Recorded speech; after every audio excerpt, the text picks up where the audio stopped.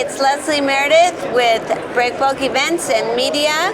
We're here with Will Terrill from U.S. Ocean. He's just finished a session on the fleet update. Welcome, Will. Thank you so much for having me. Yeah, absolutely. It's been a while. I haven't seen you for some time now. It has. Yeah, so welcome back.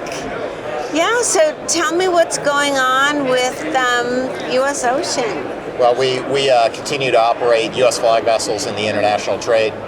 We currently have 6 vessels that are multi-purpose vessels that are operating under the U.S. flag. One of how many companies that do that? The entire U.S. flag fleet, international trading fleet for the dry cargo side of things, is 70 vessels total. Okay. We operate multi-purpose vessels in that trade. Between multi-purpose vessels and bulk vessels, it makes up a little under 20% of the U.S. flag fleet. About 30% is ro-ro vessels, with a little over 50% being container vessels, making up the internationally trading U.S. flag fleet. Oh, okay. So tell our viewers what is significant about U.S. flagged? Well, with U.S. flag vessels, we provide the United States with military useful vessels that are also commercially viable. So we help the United States from a national security perspective because our vessels will be available to the Department of Defense in the event of need. And we also fulfill an economic security benefit to the United States too, in that our vessels are flagged under the laws of the United States. They're manned by U.S. crew. They're owned by U.S. companies, so they're available for United States trade. Okay. And do they sail the world? We do. Our vessels in particular are engaged in a worldwide trade.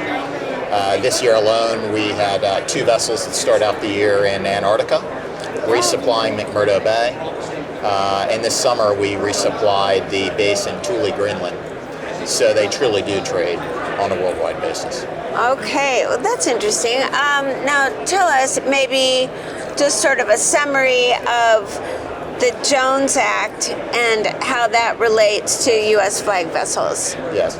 So the Jones Act is for domestic trade. If you want to trade between U.S. and U.S. ports, you have to be a U.S. citizen-owned company, crewed by U.S. mariners on board U.S.-built ships. Okay. With the international trade that we're engaged in, the companies are U.S. companies, the mariners are U.S. mariners, but the ships are built internationally. So we can't trade from domestic to domestic ports like the Jones Act carriers can. We trade U.S. international. Oh, okay.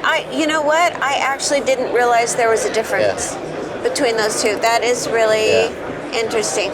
So tell me what the, I'm going to say the controversy is with offshore wind projects and the Jones Act. Mm-hmm. And that's something that's a little outside of what we typically do, but because of our involvement with U.S. flag, we're knowledgeable about it.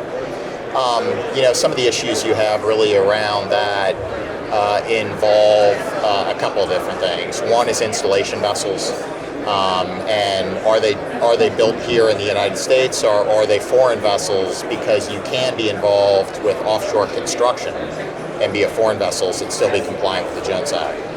But you can only be involved with the construction phase. You have to be limited in the mobility of the ship. It really can't move once it's on site. But that is an area where foreign flag vessels can't participate. Longer term, there are issues because you got to maintain this wind equipment, and that's where the Jones Act comes into play, because that wind offshore site is a Jones Act situs for the purposes of transportation. Right. Okay, interesting. So I have another question for you. It sounds like most of the new builds are being built in China. Correct. Yeah. And certainly there's some tension between the U.S. and China. Do you see that could be possibly cause a disruption in those contracts or those ships being built down the line? Well, I mean, like I said, the U.S. international trade, the ships are built internationally, and several vessels in our own fleet are built in China. As far as multi-purpose vessels are concerned, China is the dominant place for building. Over 95% of current new building activity is taking place in China. I think it will continue to be a key location for the building of ships. As far as the United States is concerned, there are no current policies, restrictions, or other limitations as far as China build for our current fleet or future fleet. But I think one of the things that, regardless of U.S. flag or not, you never like to see a supply chain be in a position where almost 100% is sole sourced.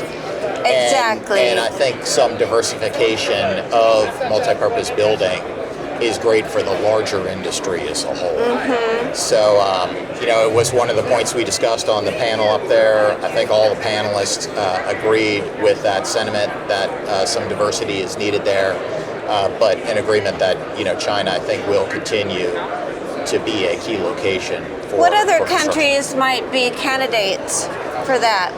Historically, there's been multi-purpose building activity that's taken place in Japan, Korea. India's done some. But I think, like you're saying, in some of the supply chain with some of the manufacturing shifting away from China down to Southeast Asia, maybe those are locations that decide to engage in multi-purpose construction. But it is a technical build, and it does take some time to develop that skill, that expertise. Absolutely. In that arena. Yeah. So looking ahead to next year and maybe a few years beyond, do we have the vessel capacity that we need? Do you have the vessel capacity that you need? we do right now. Our fleet is currently about 10 years of age, so we're younger than the average age of the multi-purpose ship engaged in the international trade. We're younger than the average age of the U.S. flag fleet ship as well, so we do have some time. And it gives us a little bit more time to think about where we want to build, what we want to build, and what that looks like exactly. But